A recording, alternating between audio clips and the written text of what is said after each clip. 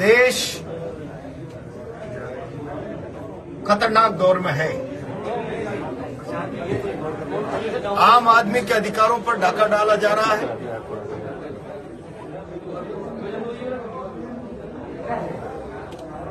Vote की ताकत जो आम आदमी के पास संविधान द्वारा दी गई सबसे बड़ी ताकत है।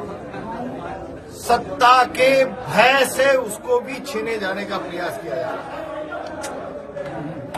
और इसके लिए पुलिस प्रशासन सारी की सारी शासन तंत्र की प्रशासनिक मशीनरी का उपयोग करना।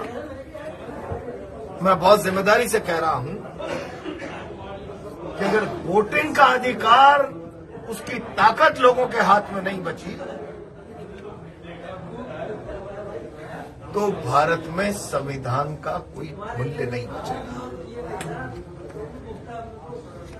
महत्वपूर्ण मुद्दा है। दूसरा, राजस्थान में चारों तरफ अराजकता है, अव्यवस्था है, विकास नाम की कोई चीज नहीं है। राजस्थान त्रायमाम कर रहा है, सरकार बेखबर है।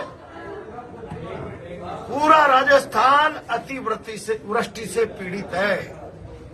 खास तौर से कोटा और बूंदी जिले के कई गांवों में तो करोड़ों रुपए का नुकसान। और भारतीय जनता पार्टी की सरकार के प्रतिनिधि लोगों के बीच में जाकर फोटो खिंचाने के अलावा अब तक कोई राहत प्रदान नहीं कर पाए और मौजूदा आपदा राहत के प्रावधान ऊंट के मुंह में जीरो के बराबर है।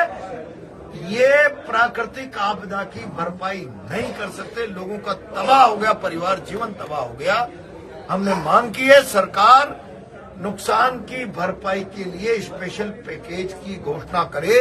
अकेले निमोदा गांव में प्राकृतिक आपदा से ज्यादा मानवीय त्रुटि एक ठेकेदार को जो भाजपा का कार्यकर्ता है तालाब की मछली का इलीगल ठेका देके जाल लगाने का उसको परमिशन दे दी अवैधानिक। उसका परिणाम यह हुआ कि अगर तालाब दिन की जगह रात को टूटता तो 150 लोगों की कैजुअलिटी होती है। सारी गांव में देखते देखते चंद पलों में आदमी डूबे, इतना पानी आ गया। दिन का समय था, जान माल तो जान बचा ली, माल नहीं बचा पाए। लोगों के लहसुन, गेहूं, धनिया, चना सारा गांव सड़ रहा है। जानवर बंधे के बंधे रह गए। कौन जिम्मेदार है इन हालातों का? और इन हालातों में जब राम रूठ जाए तो राज से जनता अपेक्षा करती है। राज नोटंकी कर रहा है, मजाक कर रहा है।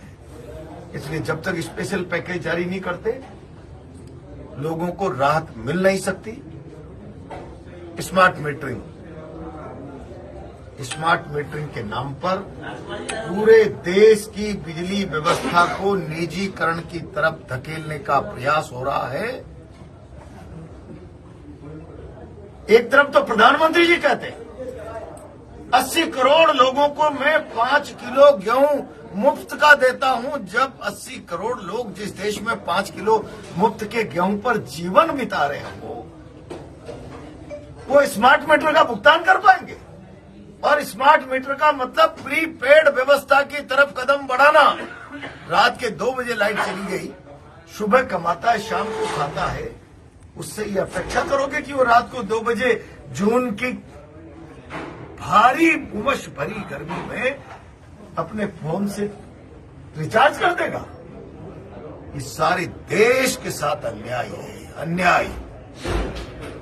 इन सारी बातों को लेकर पूरी ताकत से बंद करो ये वोटों पर लूट डकैती। प्रजातंत्र में सरकारें सुरक्षा की गारंटी है, भय का कारण नहीं।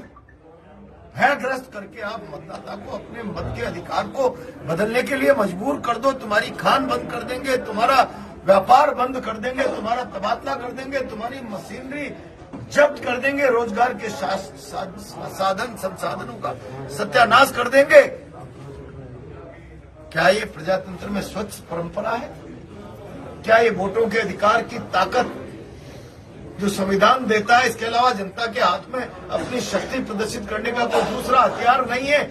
उस पर भी डाका डाल दो। कहां ले जाना चाहते हैं देश को? और देश किसी सरकार की मर्जी से नहीं, संविधान की मर्जी से चलता है। और संवैधानिक प्रावधानों पर सीधा सीधा खंजर चलाना मैं समझता हूं लोकतंत्र की हत्या है, संविधान की हत्या है।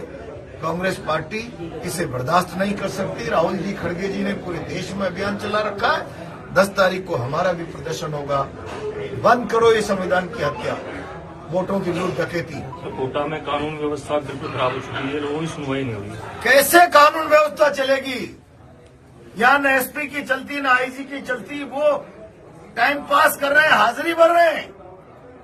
एक प्रमोटी व्यक्ति ओहदेदार बनकर सारी व्यवस्था को गौण कर रहा है और उसका करैक्टर ये है कि उसके चेंबर में एक तरफ पुलिस के अधिकारी बैठते हैं, दूसरी तरफ सामने शहर के टॉप क्रिमिनल्स बैठते हैं। क्या संदेश देना चाहते हो?